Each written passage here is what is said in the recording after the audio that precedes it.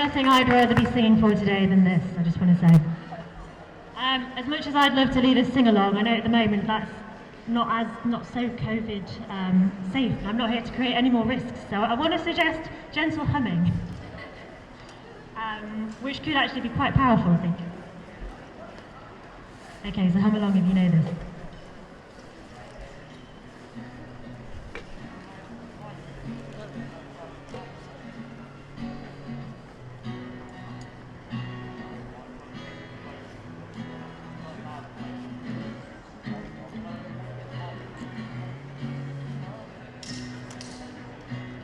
We shall not be moved.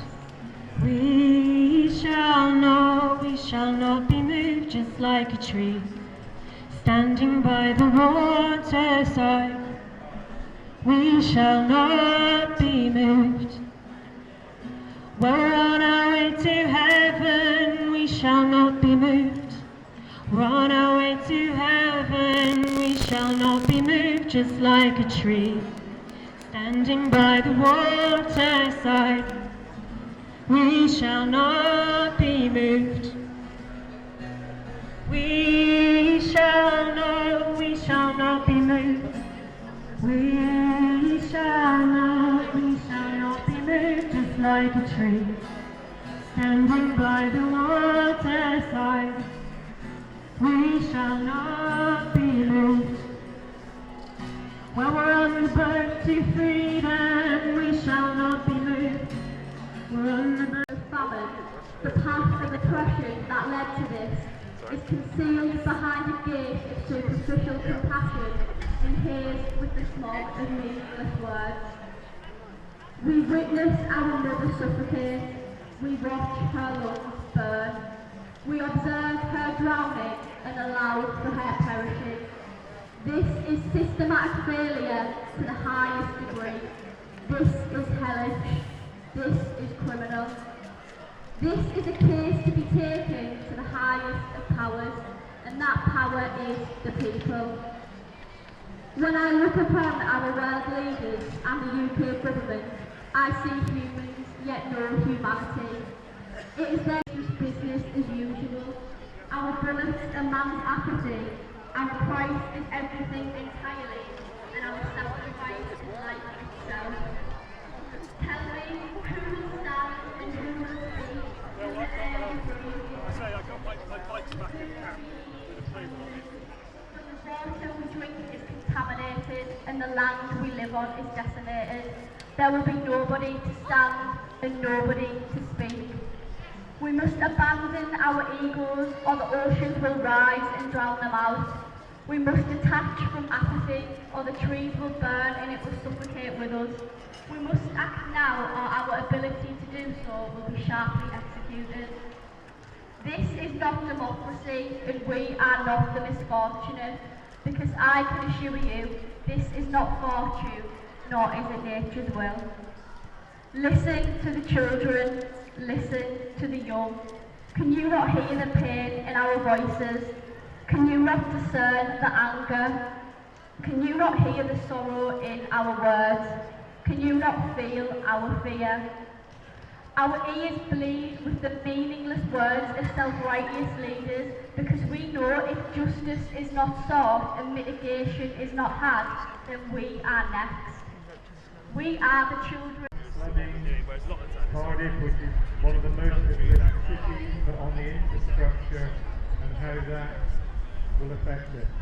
Chief Electrical Engineer at Hinkley Point Power Station across the way, and know that they tell lies. Unfortunately, it just took me 30 years to work that out.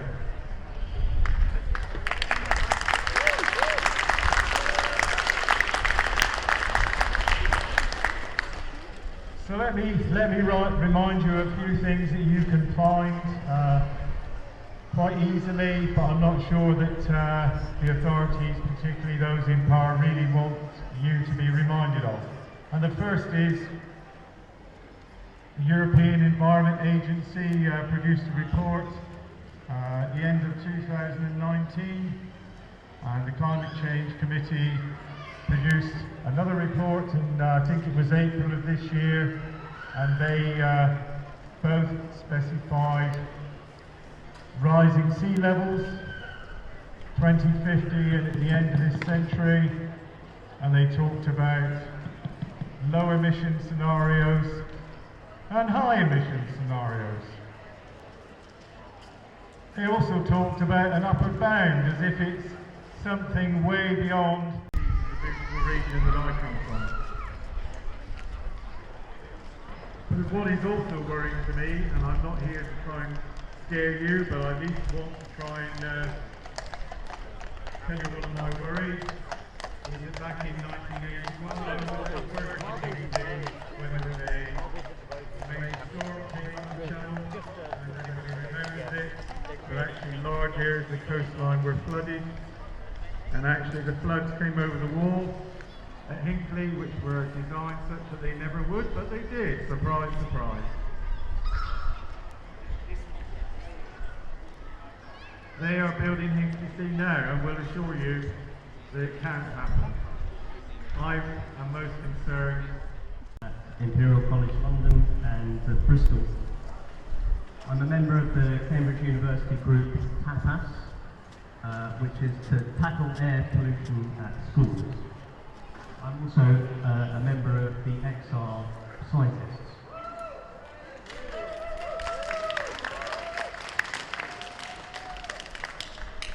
Like many of you, I've spent lockdown with growing concern that disproportionate action to address the climate emergency will result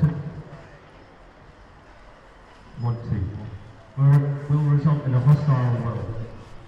My aim is to inform you of something perhaps you didn't know about air pollution, and to give you some advice to reduce your exposure and to reduce the air pollution in the developing world. I started off as a maths teacher in China, where I saw smog so thick that you couldn't see the neighbouring buildings. The sun was sometimes sunset red at midday due to pollution. Here's an interesting fact. Overall, air pollution kills more people per year than smoking. Food production is a main cause for poor air quality. Before I knew the magnitude of the situation, I flew to many countries. I've been to 63. I used to be proud to tell people that, but now I'm not so proud. My stay at an ancient temple city in Laos was interrupted by a thick smoke from burning fields to make space for fertile ground for growing rice. You couldn't see far down the streets, and the school playground signed the CEE bill. Obviously the Welsh government don't have any say in that. It's really, really important that everyone gets out and speaks to their MP and gets them to sign this really crucial piece of legislation. So I'm just going to have a little bit of a tech check, and we'll get Lucy on for 10 minutes, and then we've got a few more speakers before we proceed with other activities. Thank you.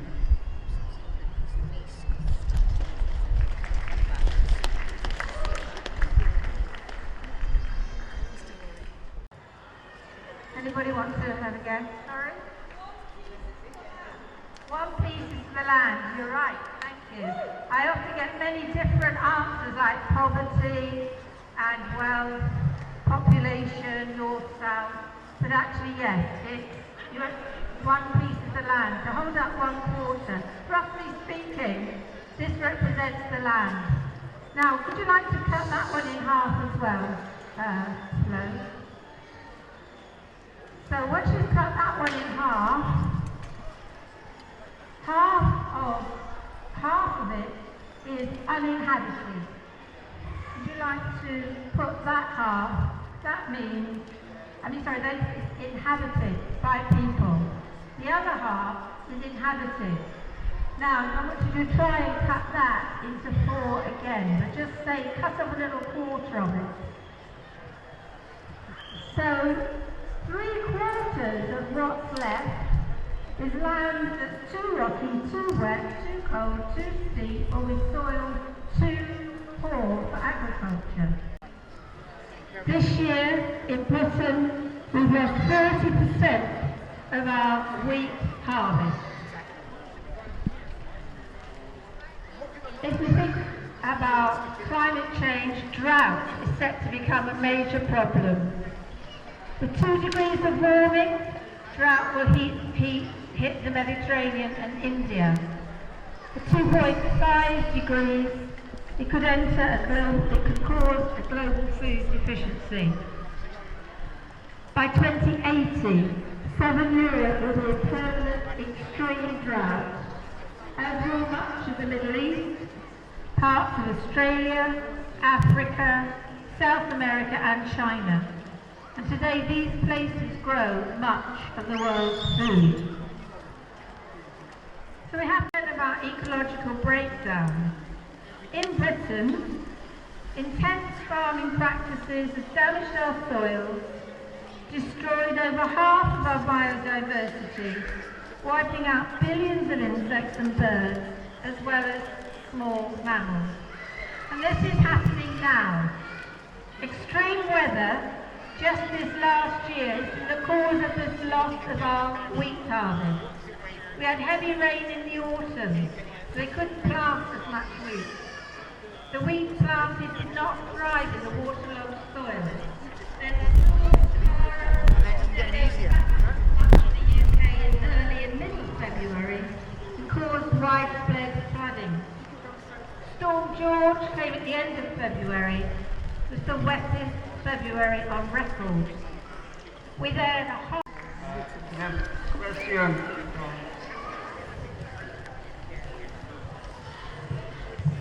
Stuart? Can't see you. Oh, there you go. Terrible pronunciation.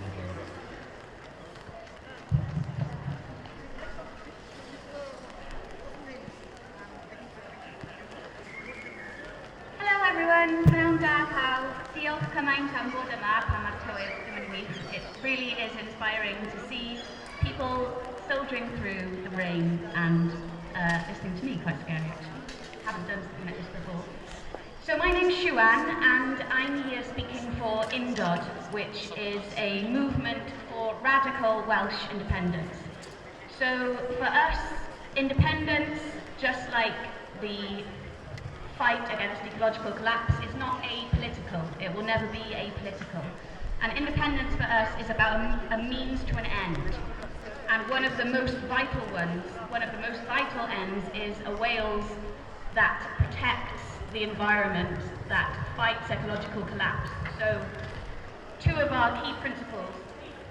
We stand for the protection of our natural environment as it is essential for all our futures as Welsh citizens and inhabitants of this planet to ensure a worthwhile life for ourselves, our children, and generations to come. And I'm speaking here on a bit of a single issue thing. I'm much less informed than maybe some other speakers about the science of it, but I'm here to talk to you about a huge threat facing Britain, but particularly Wales, that's happening right now. And I think that nothing shows the disregard for and the unaccountability to Wales, its land and its people, that this Westminster government is showing, than the threat that they are happy to pose to our communities, our landscape, our economy, our language, and our values than the agriculture and trade bills currently going through Parliament.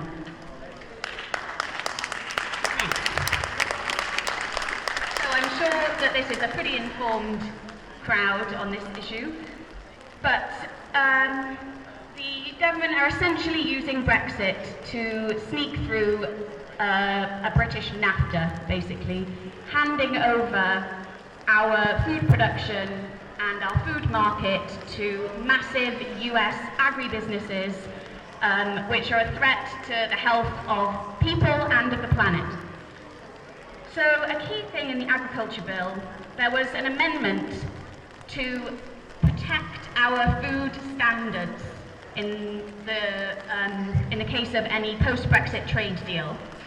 So standards there includes a broad range of things. First of all, the standards to us are safety. In the US, you're 7 times more likely to get food poisoning than you are here, and that's because their standards are far poorer than what we have. A lot of land in Wales is only appropriate for grazing, and we still have a strong tradition of small Welsh farming here that takes stewardship of the land seriously, and we're facing the loss of that in exchange for control by the most exploitative, extractive. I recently listened to a podcast called City of Refuge. I really recommend it, especially if you're feeling somewhat despairing, which I think we all are these days. And it's about a village called Le Chambon, part of a plateau in France near the Swiss border. They had an incredibly close, tight-knit community, multi-ethnic. They were also Huguenots, they were Protestants who'd often fled there when they were facing oppression in France. And at the beginning of the Second World War, when France was taken over, they refused to hand over any names of any Jewish people in their village. And they said, the pastor of the village said, "We know no Jews, we only know human beings." And that was the beginning of a resistance that lasted the whole...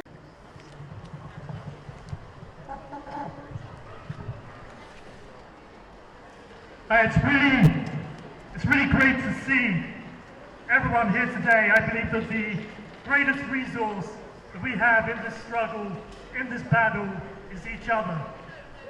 Now, one of my patron saints, the ecologist Murray Butchkin, once said that unless we do the impossible, we'll be faced with the unthinkable. Unless we do the impossible, we'll be faced with the unthinkable. And I just wanted to thank Extinction Rebellion for doing the impossible back on the political agenda of this country.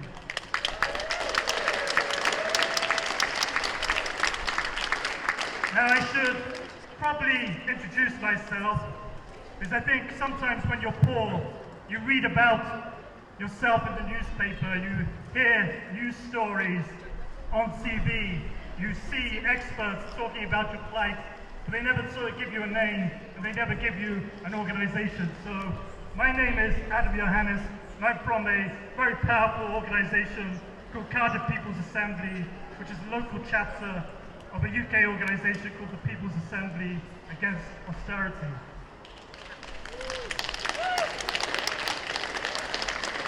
Now, the reason why I'm here today is for the same reason as you, because we have now reached the point of no return. Whatever we save now will be all that will be saved. The hour is indeed very late. It is 1 second to midnight on the clock of the world. Sea levels are being allowed to rise uncontrollably. Hurricanes and heat waves are being allowed to rage catastrophically, simply in order to protect an economic system, their economic system. And I'm talking about the ones of whom Curtis Mayfield and Bob Marley once sang, the hopeless sinners who would hurt all mankind just to save their own. And I really want to talk very briefly. I was going to talk longer, but I've been told to be a little bit shorter because we have a lot of action to do. I want to briefly talk about an idea which has become very popular in the climate justice movement called the Green New Deal.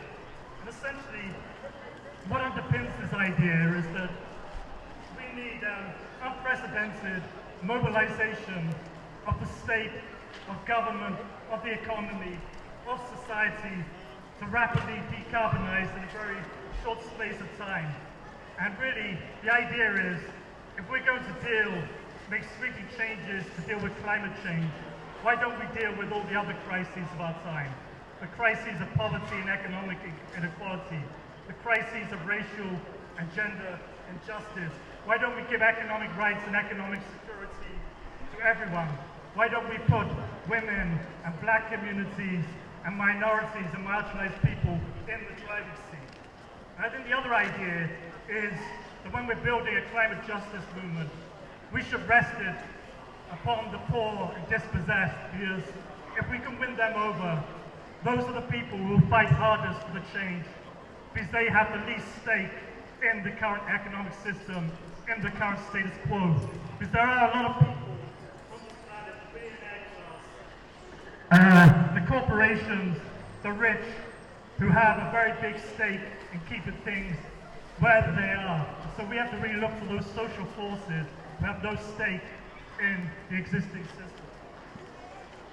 And we know from history that at certain moments, this kind of government, state, economic, social mobilization has happened. For example, in 1945, at the end of the Second World War, the country was in ruins. The economy was bankrupt. The debt was higher than it is now.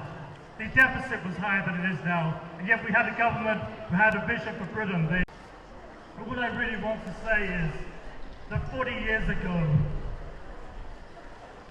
I want to end by telling you a love story, but it's one which doesn't have a very happy ending. Just 40 years ago, a man named Ronald Reagan met a woman named Margaret Thatcher. They had a baby, and the name of that baby was neoliberalism. And what that really meant was a process whereby money became the essence of our democracy. The market became the template for all relationships in society. We saw a huge transfer of public wealth into private hands, the attempt to privatize everything, and assault on institutions such as trade unions, which speaks the idea of a common good and advancement through collective struggle rather than personal aggrandizement. Increasingly, whole layers of the population, the young, the old, the disabled, the sick, black communities, minorities treated as disposable. And I think that we really have to seize this moment to deal with the climate crisis and all the crises that afflict us. Because if we don't hang together, we'll surely hang separately. Thank you on behalf of Cardiff People.